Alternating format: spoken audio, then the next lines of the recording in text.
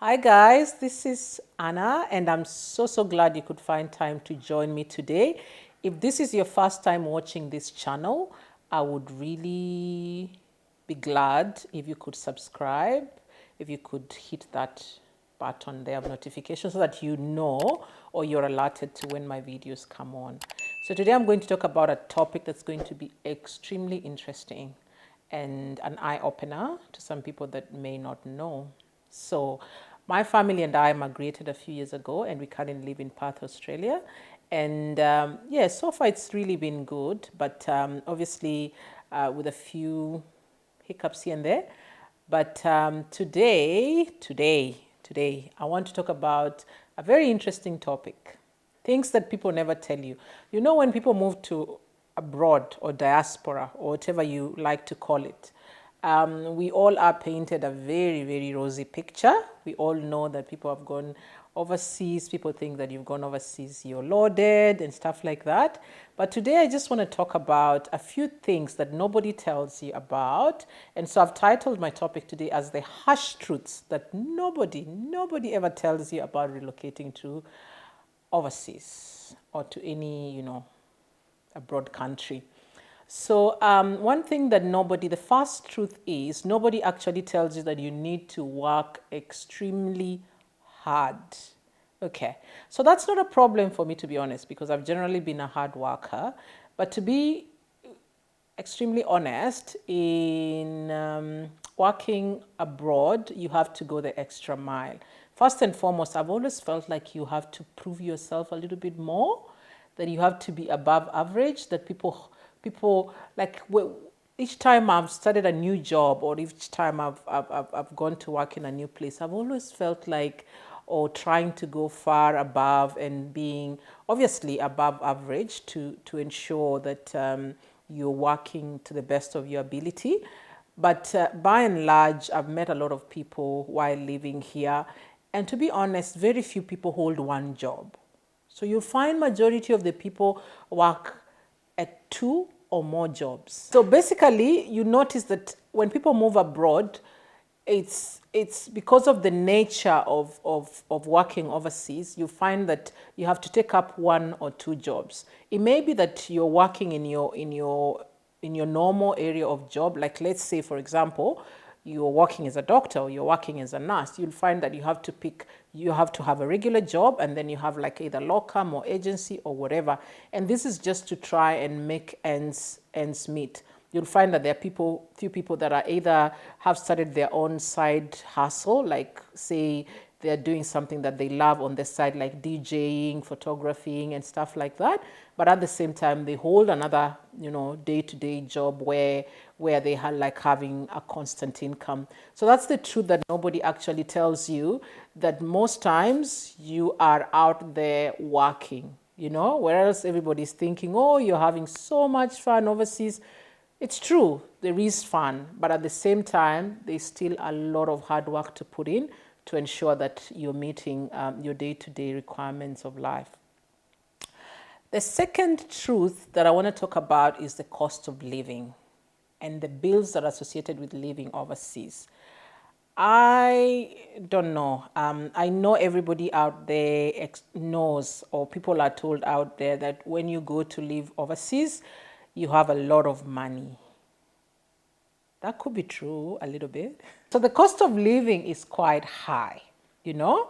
So fine, you get paid. I will not lie, when I used to work in Kenya, I would be told like if you go overseas, you'll be paid like 100 or something dollars an hour, something like that. Okay. So I will not lie that you get a good income, but by and large, the cost of living is a bit on the higher side.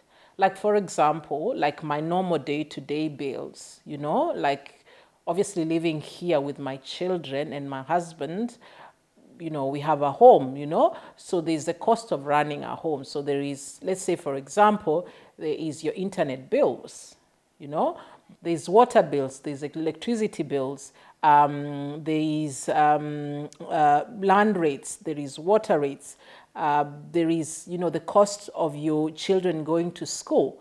Fine, you've all, a lot of the school, costs have been subsidized and all, but there's still something that you pay towards your children going to school. When you think about your own car, it could be that you have your car, you have your car, you're paying your rego, which is the amount that goes, you pay either 3 monthly, 6 monthly, you're paying your insurance, you're paying your fuel bills and stuff like that. So you find that most of these bills are either paid monthly, 3 monthly and stuff like that.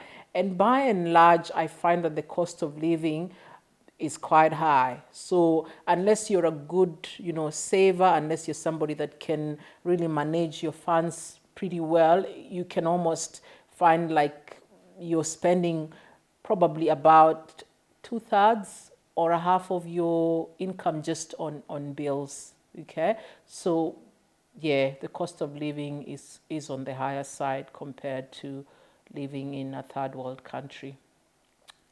The truth number 3 that nobody tells you, and I'll be very, very honest, this one is something that I've experienced myself, is the truth about relationships. So when you live in, when you come from wherever you've come from, like in my case, you've come to live in Australia, and the first time you go to work, you meet your work friends. And I think I've said this in another video, and you just assume your work friends will be your day-to-day friends. My friend, no.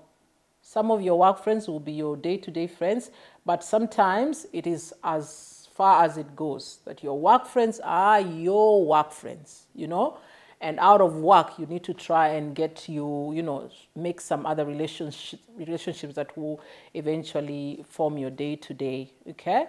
So do not confuse when you come from, wherever you've come from, and say like for me in Kenya, I had a lot of friends where I used to work, and they would form, they would still be my friends at home.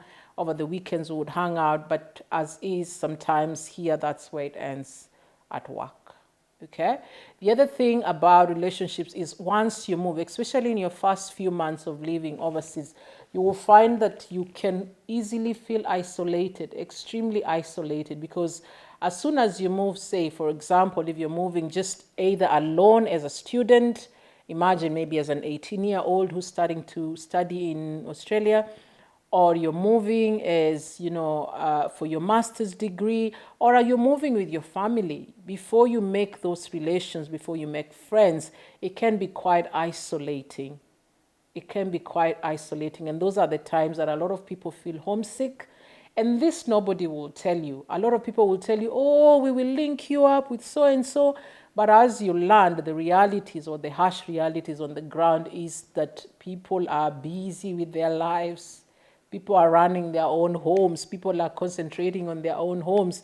And sometimes you even have to make appointments before you can go to see some people. So be aware of this, that it can be quite isolating, and you have to go an extra mile to try and ensure that you fit in, and and you run and learn to adjust. And then the other thing that I've noticed in while living here is relationships in diaspora can easily be broken. I'm not too sure why. And by this, I mean relationships like, marriage relationships, love relationships can easily, be severed. And I don't know whether it's because of the nature of the busyness of living here, or whether it's the nature of feeling isolated, or whether it's the nature of unmet expectations and stuff like that. But it is a known fact that if you're not careful, a very solid relationship once you land here can easily, be severed. And that's something that nobody tells you. So if you're planning to move and you're moving with your loved ones, remember you have to work an extra mile to try and make sure that you keep your relationships going. The fourth harsh truth that nobody tells you is that expectations are high. Anybody that has lived abroad will tell you they have a lot of expectations from their families, the families that live overseas, from your countries, your relatives, your parents, your siblings. There is a lot of expectations. And to be honest, sometimes those expectations are on the other side of things. And I have seen a lot of my friends, like breaking their backs, working so hard, extremely hard, to do one, two, three for their loved ones. And having lived in Africa, where we care for one another, where we ensure that we take care of our older parents, where we ensure that our family and friends and even our relatives and our neighbors to some extent are taken care of. People always expect that because you live overseas, you are on the higher side of the earning, curve, but this may not always be the case.